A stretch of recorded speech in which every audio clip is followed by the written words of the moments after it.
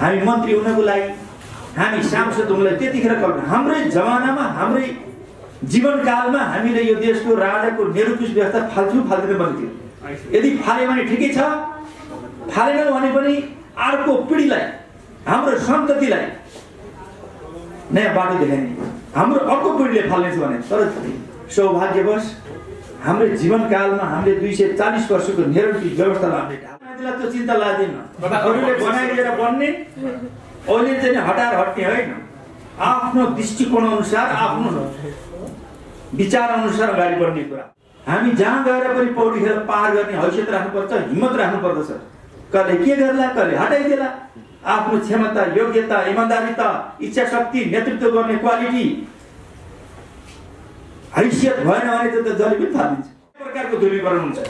हिजो हामी कहाँ थियौँ? मसालमा थियौँ कि चौथो माध्यमिक थियौँ कि मोटोसम्म थियौँ कि पातलोसम्म थियौँ कि अथवा माओवादीमा थियौँ कि एमाले? यो होइन। अब त हाम्रो एजेन्डा विकास र समृद्धि हो।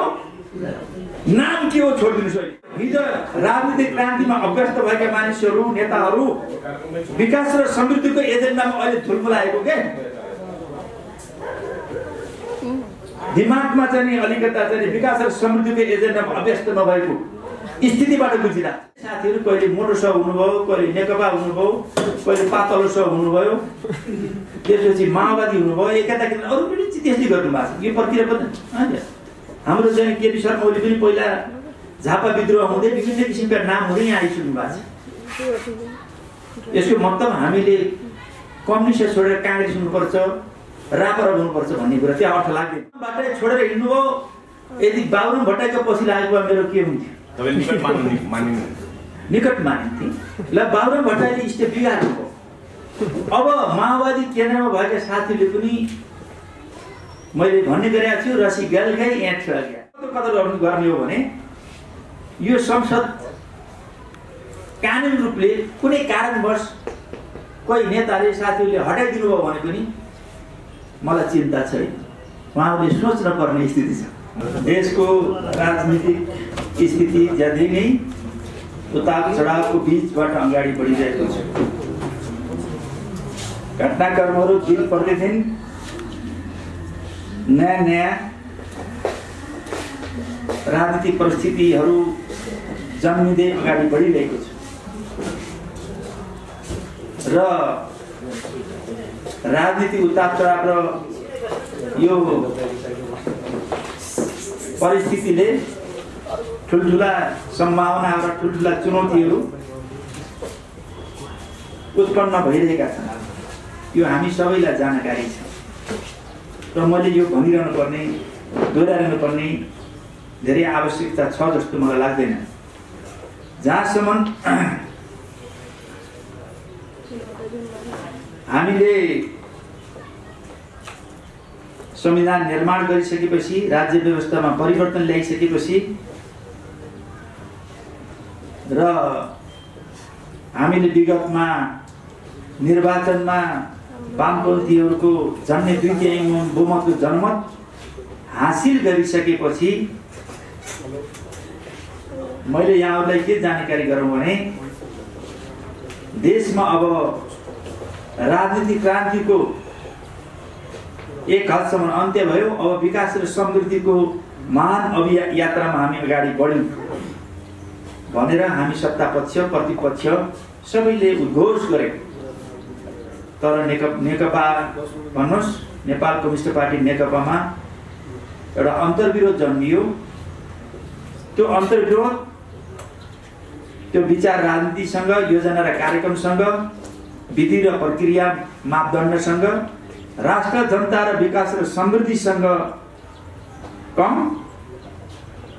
र खास पद प्रतिष्ठासँग बढी जोड।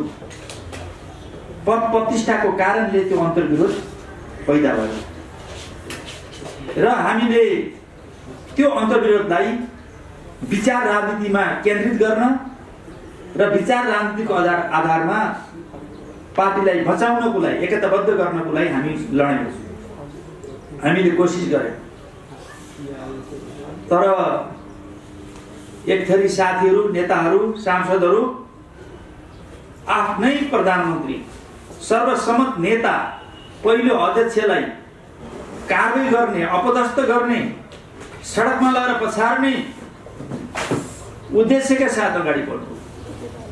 प्रतिपक्षले अविश्वास राख्ने, अपदस्थ गर्ने कुरालाई सामान्यतः जायज ठानिन्छ, तर आफ्नो पार्टीका नेता र सांसदहरूले त्यो किसिमको जो अभियान चलाउनु भयो र उहाँहरूले विशेष अधिवेशन मार्फत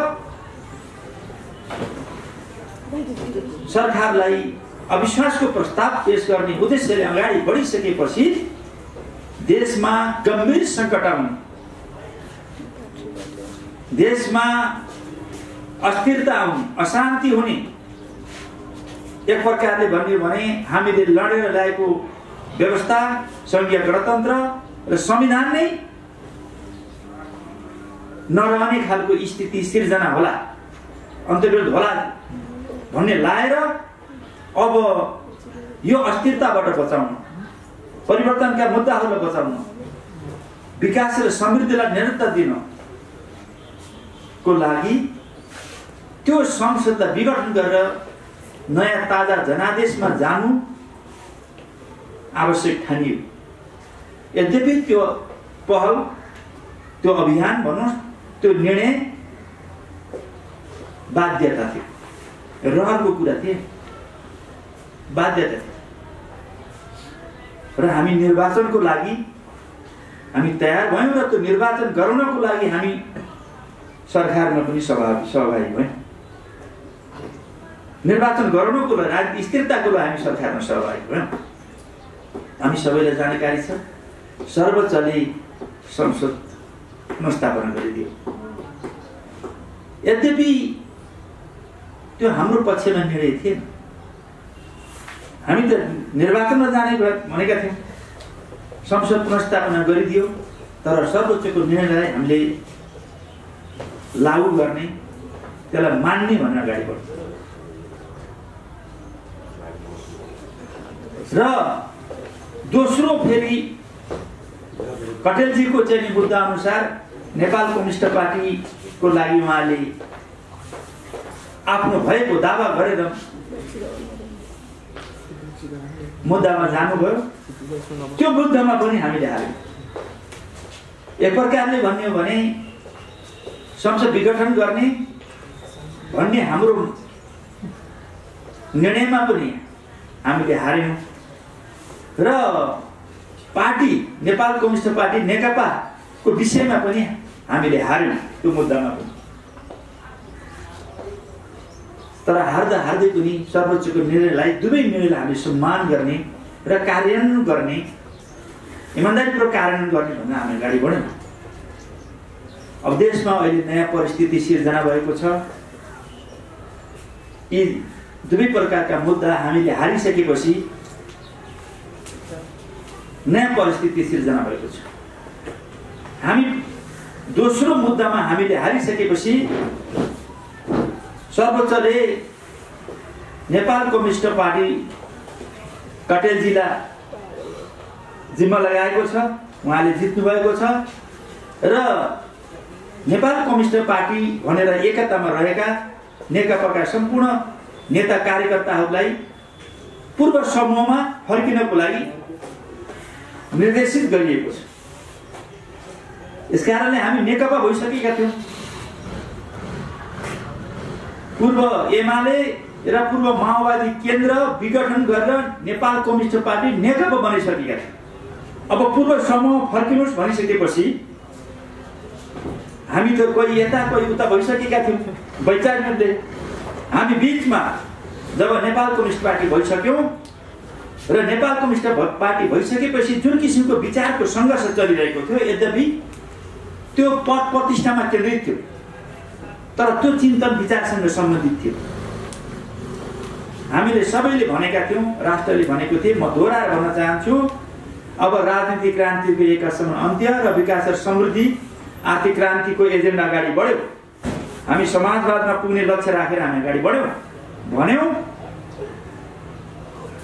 तर नेकपाको अन्तर्विरोधले कोही सरकारमा कोही सडकमा दुई खेमामा बाँडियो। हामीले ठान्यौँ कि अब अहिले सडकमा जाने, अहिले ढुङ्गामुढा गर्ने, अहिले राजनीतिक क्रान्ति गर्ने बेला होइन। हाम्रो कार्यदिशा, राजनीतिक कार्यदिशा भनेको विकास र समृद्धि हो, आर्थिक क्रान्ति गर्ने। हामी त्यसमा अडिनुपर्छ भने हामीले केपी शर्मा ओलीजीले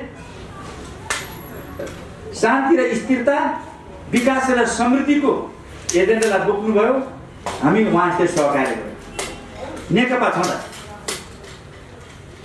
अब सर्वोच्च मुद्दा हारिसकेपछि हामी फर्किनु पर्ने स्थिति आयो। फर्किँदाखेरि अब मुख्यतः पूर्व समूहमा फर्किने भन्दा पनि विचार के हो, हाम्रो कार्यदिशा के हो? शान्ति र स्थिरता, विकास र समृद्धि, आर्थिक क्रान्ति, समाजवादमा पुग्ने बाटो भनेको केपी शर्मा ओलीजीले नेतृत्व गरेको टिमले गरिरहेको थियो। हामी उहाँसित सहकार्य गरेका थियौँ। त्यसकारणले अहिले हामी केपी शर्मा ओलीजीसित छौँ। केपी शर्मा ओलीजी फेरि पूर्व एमालेको अध्यक्ष हुनुहुन्थ्यो। पूर्व एमालेको अध्यक्ष भएको कारणले अहिले नेपाल कम्युनिस्ट पार्टी एमाले भन्ने जुन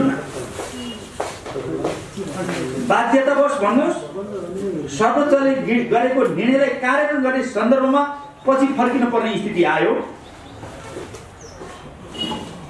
त्यसकारणले अहिले कानुन रूपमा सर्वोच्चको निर्णय कार्यान्वयन गर्नको लागि हामी विचार र राजनीति एजेन्डा, राष्ट्रको एजेन्डा केपी शर्मा ओलीसँग मिलेको हुनाले त्यो नामसित भन्दा पनि विचार र राजनीतिसँग उहाँ हाम्रो सहकार्य भएको हुनाले हामी त्यता छौँ।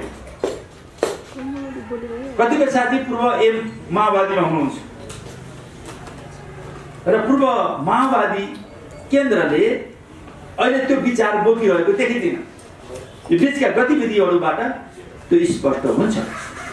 त्यसकारणले अब जहाँसम्म यो कानुनी समस्याको कुरा हो, अब हामीहरू यो परिस्थितिबाट गुज्रेर आउँदा अब हाम्रो मन्त्री के हुन्छ, त्यही मन्त्री के हुन्छ अनि सांसद के हुन्छ भन्ने हामीलाई त्यो चिन्ता छैन। जब सही विचार हुन्छ, सही राजनीति हुन्छ, सही हामीसित योजना हुन्छ, कार्यक्रम हुन्छ भने यो सांसद र मन्त्री त आइरहने चिज हो। जबसम्म हामीसित विचार पनि हुँदैन, राजनीति पनि हुन्न, योजना पनि हुन्न, कार्यक्रम हुँदैन, सही हुँदैन भने यो सांसद त चाहिँ आउँछ जान्छ। तर विचार, राजनीति, योजना र कार्यक्रम सबभन्दा महत्त्वपूर्ण चिज हो। यो कतातिर मन्त्री जान्छ, कतातिर सांसद जान्छ भन्ने कुरा त्यहाँबाट हामीले मूल्याङ्कन गर्न हुँदैन। त्यसको लागि हामीले मुख्य विषय बनाएका छैनौँ। त्यसकारणले यसतिर चाहिँ ऋषिले भन्ने कुरामा हामीलाई त्यति चिन्ता छैन। हामी ढुक्क छौँ। मन्त्री पद ज्यान त जाँदैन, हाम्रो राजनीति जाँदैन। होइन, अब हामीले बाहिर बसेर त सबै मान्छे सांसद भाषण गर्ने हुन्छ र। तर एउटा कुरा बुझ्नुपर्ने जरुरी के छ भनेदेखि, जस्तो मेरो विषयमा तपाईँ भन्नुहुन्छ भने म एउटा सांसद, म प्रत्यक्ष निर्वाचनबाट विजय भएर आएको सांसद हो र त्यो म 3 पटकसम्म संविधान सभाको 2 पटक र अहिले पछिल्लो चरण गएर 3 पटक अर्घाखाँचीबाट निर्वाचित सांसद हो। माओवादी केन्द्रबाट मैले टिकट लिएको, तर सहकार्य एमालेसित गरिदिएको थियो। चुनावी तालमेलमा 27,000 भोट, मेरा चाहिँ करिब रद्दसहित 53,000 आएको छ। 50,880 को हाराहारीमा मेरो भोट 75-80 आएको छ। त्यारमा भनिसकेपछि त्यसमा 27,000 भोट पूर्व एमालेको छ समानुपातिक, अनि पूर्व माओवादीको भोट पनि 27,000 छ। त्यसमा 27 दिन कति भयो? 54,000। 54,000 मेरो रद्द सहित 54,000। सदर भोट 50 करिब 51,000 करिब 3,000 भोट रद्द भएको छ। यसमा मैले भन्न चाहन्छु के भनेदेखि पूर्व एमालेको 27,000 भोट छ, माओवादी केन्द्रको 13,000 छ, मेरो पपुलर भोट 14,000 छ। अनि त्यो माओवादी केन्द्रमा पनि मेरो त अहिले पनि त होला नि मेरो साझेदारी, मेरो पपुलर भोट मात्रै होइन। यस्तो स्थितिमा जनमतको कदर गर्ने हो,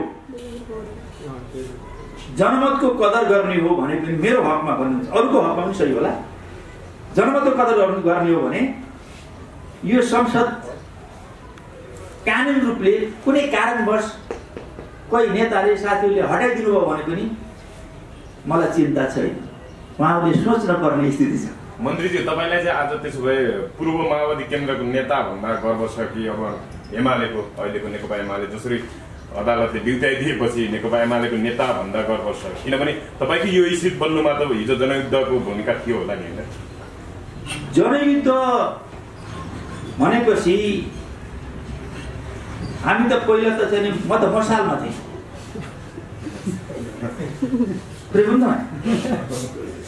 मैले 18 वर्ष मोहन विक्रमजीको पार्टीमा 18 वर्ष म काम गरेको मान्छे, 2030 सालदेखिबाट। मेरो राजनीतिक गुरु भनेको मोहन विक्रम सिंहजी हो। उहाँ विद्वान हुन्छ, उहाँ ज्यादै नै ऐतिहासिक सबैको चाहिँ आस्थाको केन्द्र हो। तर उहाँको राजनीति अगाडि बढ्ने नदेखिसकेपछि मैले मसाल 2048 सालमा छोडिदिएँ। म 18 वर्ष मैले काम गरेको थिएँ, म मसालमा थिएँ भनेर मैले त्यसको स्वामित्व चाहिँ मैले गर्व गर्नुपर्छ भन्ने हो भने म मसालमा आउनुपर्छ। मैले त्यतातिर अहिले त्यहाँ भइरहेको मेरो हात के हुन्थ्यो मसालमा। सँगसँगै मेरो तपाईँ कुरा आउँदैछु। अनि पछि हामीले एकता केन्द्र बनायौँ 48 सालमा, केही समयपछि माओवादी बनायौँ, केही समयपछि माओवादी केन्द्र बनायौँ। हामीले त परिवर्तन गर्दै आएका छौँ। 10 वर्षको जनयुद्धको क्रममा हामीले अन्तिममा हामीले माओवादी हुँदै माओवादी केन्द्र बनायौँ, नेपाल कम्युनिस्ट माओवादी केन्द्र बनायौँ, हामीले धेरै बनायौँ। हामीले त्यस बीचमा मैले बाबुराम भट्टराईलाई पनि काफी मात्रामा सहयोग गरेको थिएँ। बाबुराम भट्टराई छोडेर हिँड्नुभयो, यदि बाबुराम भट्टराईको पछि लागेको भए मेरो के हुन्थ्यो? निकट मानिन्थे। ल बाबुराम भट्टराईले स्टेप बिगार्नु भयो। अब माओवादी केन्द्रमा भएका साथीहरूले पनि मैले भन्ने गरेको छु, रसी गल गई ऐठ रह गया, ऐठन रह गया पनि भन्छ कहिले। रसी गलिसक्यो, गाँठो मात्रै गोजा हालेर बसेर के गर्ने? गाँठो कि गाँठो डल्लो, अरू रसी त काम लाग्दैन भएन। त्यस कारणले टोपबहादुर रायमाझीको पृष्ठभूमि मसाल, एकता केन्द्र अनि माओवादी, नेकपा माओवादी केन्द्र हुँदै अहिले नेकपा एमालेसम्म आइपुगेको छ।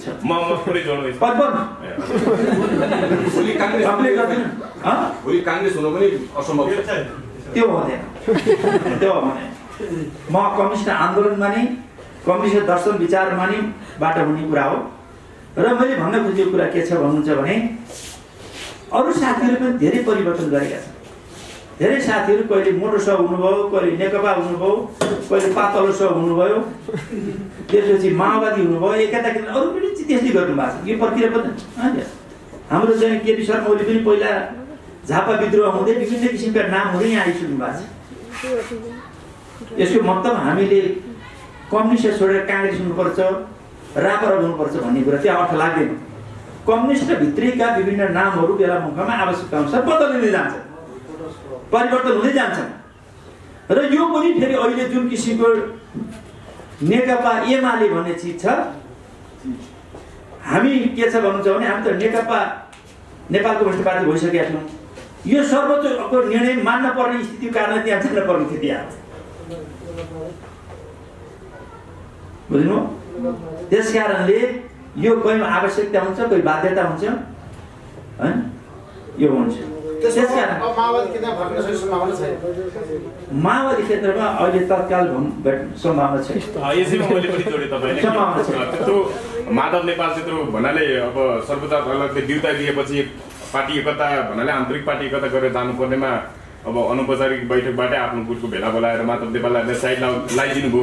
अहिले तपाईँहरूलाई समर्थन गरे जस्तो गरेर तपाईँहरू जो माओवादीबाट प्रतिनिधित्व गर्नुहुन्छ उहाँलाई ठुला ठुला पद दिए होला, तर भोलि भोलिलाई मन पऱ्यो भने फेरि भित्तामै पुर्याइदिने हुन् कि भन्ने चिन्ता लाग्छै लाग्दैन? कतातिर मान्छेलाई त्यो चिन्ता लाग्दैन। अरूले बनाइदिएर बन्ने, अहिले चाहिँ हटाएर हट्ने होइन, आफ्नो दृष्टिकोण अनुसार आफ्नो विचार अनुसार अगाडि बढ्ने कुरा। मैले भनेको थिएँ पार्टी एकता गर्दा जुन बेलामा हामी माओवादीमा थियौँ हामीले नेपाल कम्युनिस्ट पार्टी नेकपा बनायौँ, पूर्व एमाले सित एकता गर्ने भन्दा मैले के प्रस्ताव राखेको थिएँ भने अब साना साना कुण्टामा साना साना खोलामा पौडी खेलेर काम लाग्दैन। त्यहाँ पौडी खेल्न सिकिँदैन कि जहाँ पानीमा डुब्दैन सानो छ घोडा यति पनि पानी आउँदैन, त्यसमा के पौडी खेल्न सिक्ने? खेल्ने भने समुद्रमा खेल्ने हो, ठुला नदीमा खेल्ने हो। जो पार हुन्छ अगाडि बढ्छ, जो पौडी खेल्न सक्दैन बग्छ। यो परीक्षाको घडी लिनै पर्ने हुन्छ। हामी जहाँ गएर पनि पौडी खेलेर पार गर्ने हैसियत राख्नुपर्छ, हिम्मत राख्नुपर्दछ। कसले के गर्ला, कसले हटाइदिएला, आफ्नो क्षमता, योग्यता, इमान्दारिता, इच्छा शक्ति, नेतृत्व गर्ने क्वालिटी, हैसियत भएन भने त जहिले पनि थालिन्छ। होइन भनेदेखि तपाईँको चाहिँ यदि राम्रो भ्यू छ भने उम्रिन्छ, अगाडि बढ्छ।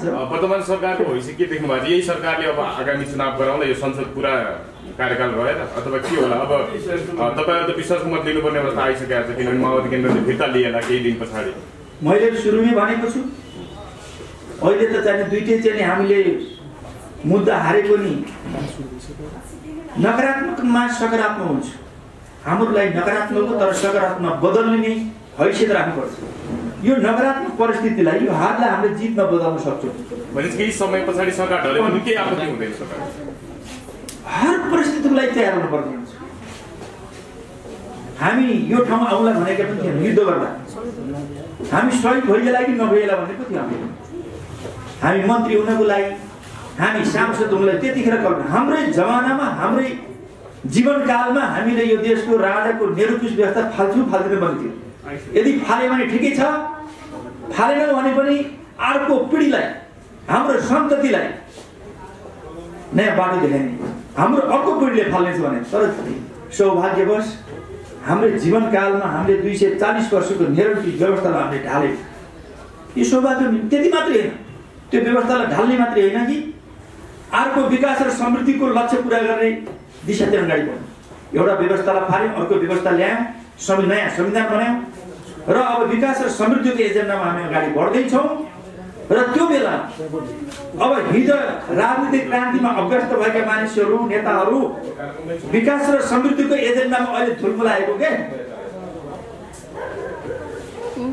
दिमागमा चाहिँ अलिकता चाहिँ विकास र समृद्धिको एजेन्डामा अभ्यस्त नभएको स्थितिबाट गुजिरहेको छ। यसमा एउटा सङ्घर्ष जरुरी थियो। राजनीतिक क्रान्तिमा त हामीले पारङ्गत भयौँ र सफलता हासिल गर्यौँ। विकास र समृद्धिको लागि अर्को यो मोमेन्ट हो, यो अर्को आन्दोलन हो, यो अर्को अन्तर्विरोध हो। अब नयाँ आधारमा नयाँ एकता र नयाँ ध्रुवीकरण विचार र राजनीतिको आधारमा हुन्छ। यसबाट यो टुटफुट विभाजन अन्तर्विरोधबाट डराउने, पछि हट्ने मान्छेले नेतृत्व गर्न सक्दैन र विकास र समृद्धिको नेतृत्व हुँदैन। नकारात्मक भित्र सकारात्मक खोज्नुको मतलब मैले भन्न खोजेको के छ भनेदेखि अब यसबाट हामीले विकास र समृद्धिको एजेन्डा अगाडि बढ्यौँ, नयाँ एजेन्डा अगाडि बढ्यौँ। अब नयाँ प्रकारको ध्रुवीकरण हुन्छ। हिजो हामी कहाँ थियौँ? मसालमा थियौँ कि चौथो माध्यमिकमा थियौँ कि मोटोसम्म थियौँ कि पातलोसम्म थियौँ कि अथवा माओवादीमा थियौँ कि एमाले? यो होइन। अब त हाम्रो एजेन्डा विकास र समृद्धि हो।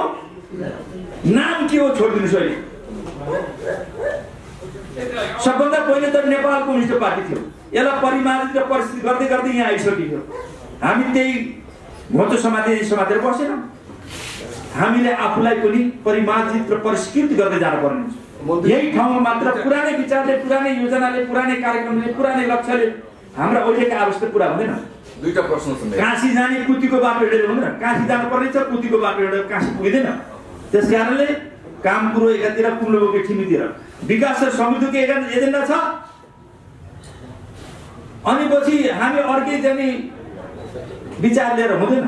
त्यही अनुसारको लक्ष्य, उद्देश्य, कार्यक्रम, राजनीति सबै निर्माण गर्न जरुरी छ। यहाँले केही दिन अगाडि कमरेड प्रचण्डलाई प्रश्न गर्नु भएको थियो। ल एमालेको बैठकले अब केही मान्छेलाई हिजो विभिन्न ठाउँमा जिम्मेवारी दिएको छ। अब तपाईसँगै पार्टी प्रवेश गरेका मान्छे पनि ठाउँमा पाएका छन्, तपाईँले पाउनु भएको छैन के तपाईँ कमजोर भएर हो कि एक। अर्को कुरा तपाईँले अब सांसद गए पनि जाओस्, मन्त्री नजाओस् भनेर मन्त्री खान मात्र गएको भनेका छन्।